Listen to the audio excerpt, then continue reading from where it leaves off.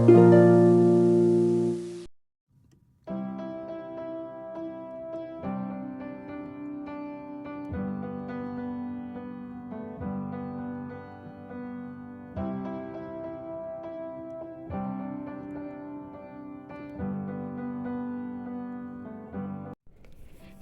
സാജീസ് കിച്ചണിലേക്ക് എല്ലാവർക്കും സ്വാഗതം.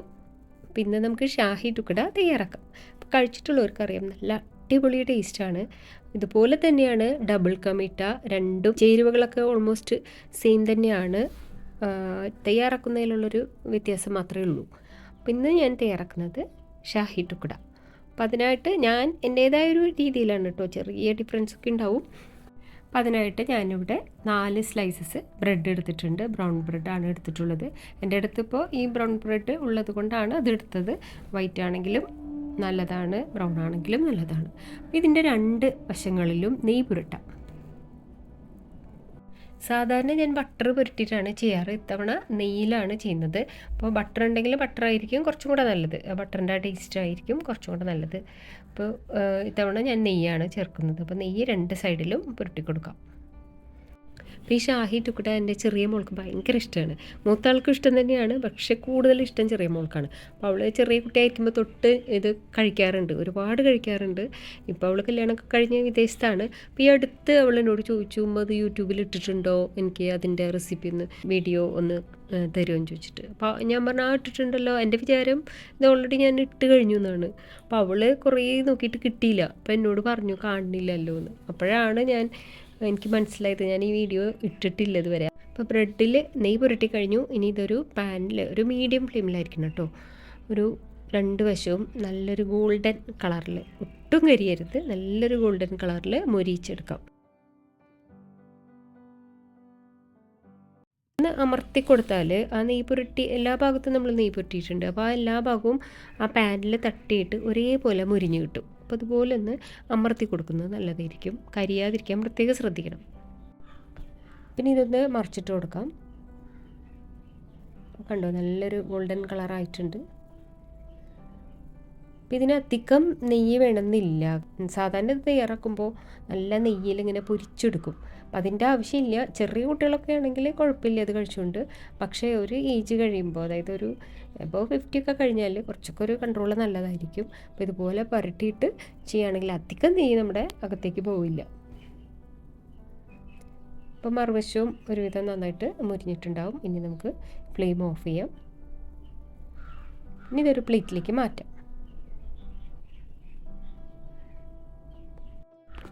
ഇത് തയ്യാറാക്കാനും ഭയങ്കര എളുപ്പമാണ് കേട്ടോ, കുട്ടികൾക്ക് പോലും ചെയ്യാം. ഇതിപ്പോൾ കറക്റ്റ് മെഷർമെൻറ്റൊക്കെ കറക്റ്റാണ്. അപ്പോൾ ഇതുപോലെ ചെയ്താൽ ഒട്ടും ഫ്ലോപ്പ് ആവില്ല. ഇനി അടുത്ത സ്റ്റെപ്പ്, ഒരു സോസ് പാൻ വെച്ച് കൊടുക്കാം. അപ്പോൾ ഈ 4 ബ്രെഡിന് ആവശ്യമുള്ളൊരു ക്രീമാണ് നമ്മൾ തയ്യാറാക്കുന്നത്. അപ്പോൾ അതിനായിട്ട് 1/2 കപ്പ് പാലാണ് വേണ്ടത്. ഇനി അതിലേക്ക് പാൽപ്പൊടി ഉണ്ടെങ്കിൽ 1.5 ടേബിൾ സ്പൂൺ പാൽപ്പൊടി. ഇപ്പോൾ പാൽപ്പൊടിയും ക്രീമും ഒന്നും ഇല്ലെങ്കിൽ തന്നെയും പാലും പഞ്ചസാരയും മാത്രം ചേർത്തിട്ട് വറ്റിച്ചെടുത്താലും മതി, അങ്ങനെയും ചെയ്യാം. അല്ലെങ്കിൽ പാലിൻ്റെ കൂടെ കണ്ടൻസ്ഡ് മിൽക്ക് ചേർത്തിട്ട് വറ്റിച്ചെടുക്കാം, അങ്ങനെയായാലും കുഴപ്പമൊന്നുമില്ല. പക്ഷേ ഇതിലൊരു ചേരുവയുണ്ട്, സാഫ്രൺ, കുങ്കുമപ്പൂവ് ചേർക്കുമ്പോൾ ഒരു ഭയങ്കര ഡിഫറൻസാണ് ആ ടേസ്റ്റിന്. ഒരു കുങ്കുമപ്പൂവിൻ്റെ ഒരു ടേസ്റ്റ് അറിയാലോ, ഈ രസ്മലായിലൊക്കെ ചേർക്കില്ലേ, നല്ലൊരു ടേസ്റ്റ് കിട്ടും. അപ്പോൾ ആ കുങ്കുമപ്പൂ ഉണ്ടെങ്കിൽ കുറച്ച് അതിൻ്റെ നാരുകൾ ഒന്ന് ചേർത്ത് കൊടുക്കാം. പാല് തിളപ്പിക്കാൻ വെക്കുമ്പോൾ തന്നെ അതും കൂടെ ചേർത്ത് കൊടുക്കാം. ഇനി ഞാനിവിടെ പഞ്ചസാര ചേർത്തിട്ടുണ്ട്, 1.5 ടേബിൾ സ്പൂൺ പഞ്ചസാര. അപ്പോൾ ഞങ്ങൾക്ക് ആ മധുരം, ഭയങ്കര മധുരം അത്ര ഇഷ്ടമില്ല, അതുകൊണ്ടാണ് ഈ 1.5 ടേബിൾ സ്പൂൺ. അത് തന്നെ ഒരുവിധം നല്ല മധുരമുണ്ട്. ഈ കൂടുതൽ വേണമെന്നുണ്ടെങ്കിൽ 2 ടേബിൾ സ്പൂൺ വരെ ചേർക്കാം. അപ്പോൾ ഞാൻ നേരത്തെ പറഞ്ഞല്ലോ, ക്രീമും പാൽപ്പൊടിയൊന്നും ഇല്ലെങ്കിലും കണ്ടൻസ്ഡ് മിൽക്കും പാലും കൂടെ ചേർത്തിട്ട് വറ്റിച്ചാലും മതി.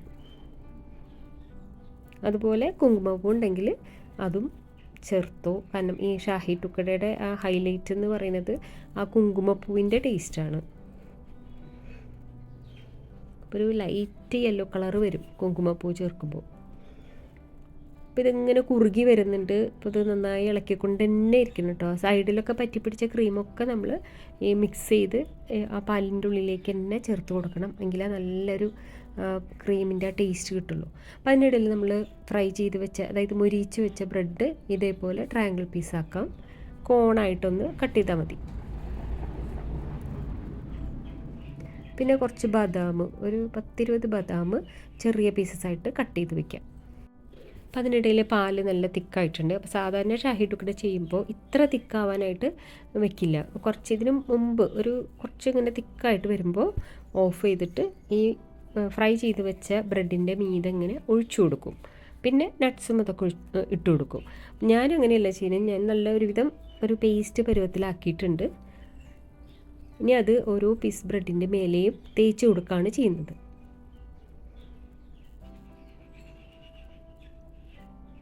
അപ്പോൾ ഈ ക്രീം ഭയങ്കര ടേസ്റ്റാണ് കേട്ടോ. നമ്മൾ പാല് തന്നെ പഞ്ചസാര ചേർത്ത് വറ്റിച്ചെടുക്കുമ്പോൾ ഭയങ്കര ടേസ്റ്റല്ലേ. ഞങ്ങൾ ചെറുപ്പത്തിലേക്ക് വീട്ടിൽ കുറേ പശുവൊക്കെ ഉണ്ടായിരുന്നു. അപ്പോൾ പാല് കുറേ ഉണ്ടാവും. അപ്പോൾ ഞങ്ങളിങ്ങനെ വറ്റിച്ച് പഞ്ചസാര ചേർത്ത് വറ്റിച്ചിട്ട് നല്ല മിഠായി പോലെ കഴിക്കും. ഭയങ്കര ടേസ്റ്റാണത്. അപ്പോൾ അതിൻ്റെ കൂടെ നമ്മളിപ്പോൾ പാൽപ്പൊടി ചേർത്തിട്ടുണ്ട്, ക്രീം ചേർത്തിട്ടുണ്ട്. അപ്പോൾ ഏകദേശം അതിൻ്റെ ആ ടേസ്റ്റ് ഒന്ന് ഊഹിക്കാമല്ലോ. പിന്നെ ഈ ബ്രെഡ് ബട്ടർ തേച്ച് മുരിച്ചാലും നെയ്യ് തേച്ച് മുരിച്ചാലും ഭയങ്കര ടേസ്റ്റാണ്. വറുത്ത കഴിക്കാൻ തന്നെ നല്ല ടേസ്റ്റാണ്. അപ്പോൾ അതിൻ്റെ കൂടെ ഈ ക്രീമും കൂടെ ചേർക്കുമ്പോൾ ഒരു അപാര ടേസ്റ്റാണ്. അതിൻ്റെ മേമ്പൊടിയായിട്ട് ഈ കുങ്കുമപ്പൂവിൻ്റെ ഒരു ടേസ്റ്റും ആ ഫ്ലേവറൊക്കെ ഒരു പ്രത്യേക ഒരു ടേസ്റ്റുള്ളൊരു പലഹാരമാണ് കേട്ടോ.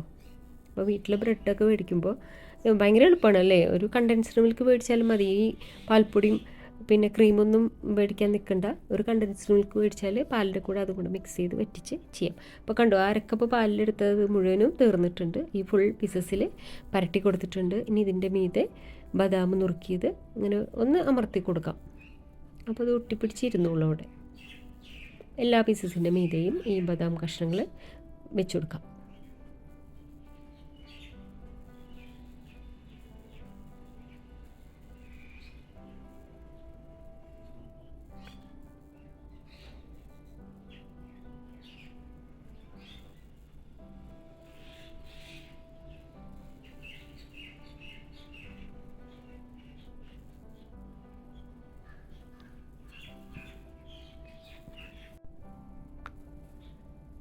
ബദാമും ചേർത്ത് കഴിഞ്ഞു. ഇത് ഒരു സെർവിങ് പ്ലേറ്റിലേക്ക് മാറ്റാം.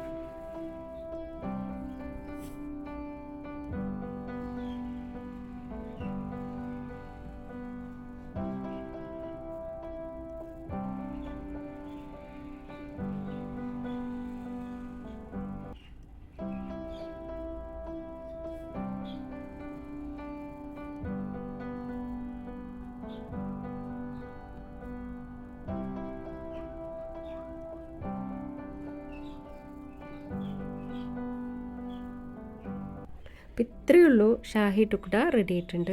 ഏത് കൊച്ചു കുട്ടിക്ക് പോലും ചെയ്യാൻ പറ്റുന്നൊരു പലഹാരമാണ്. ഇപ്പോൾ വീട്ടിൽ ബ്രെഡ് ഉണ്ടെങ്കിൽ അല്ലെങ്കിൽ ബ്രെഡ് വാങ്ങിച്ചിട്ടായാലും ഒരു തവണയെങ്കിലും ഇതുപോലെ ഒന്ന് ട്രൈ ചെയ്ത് നോക്കിക്കോളൂ. തീർച്ചയായിട്ടും ഇഷ്ടപ്പെടും. ഇഷ്ടപ്പെട്ടാൽ എപ്പോഴും ഇത് തന്നെ ഉണ്ടാക്കും. കുട്ടികളും ചോദിക്കും. എല്ലാവർക്കും ഒരുപോലെ ഇഷ്ടപ്പെടുന്ന ഈ ഷാഹി ടുക്ഡ തീർച്ചയായിട്ടും ട്രൈ ചെയ്യണം. ഇഷ്ടപ്പെട്ടാൽ ലൈക്ക് ചെയ്യാൻ മറക്കരുത്. അതുപോലെ ഇഷ്ടപ്പെട്ടാൽ എല്ലാവർക്കും ഒന്ന് ഷെയർ ചെയ്ത് കൊടുക്കണം കേട്ടോ. Thank you.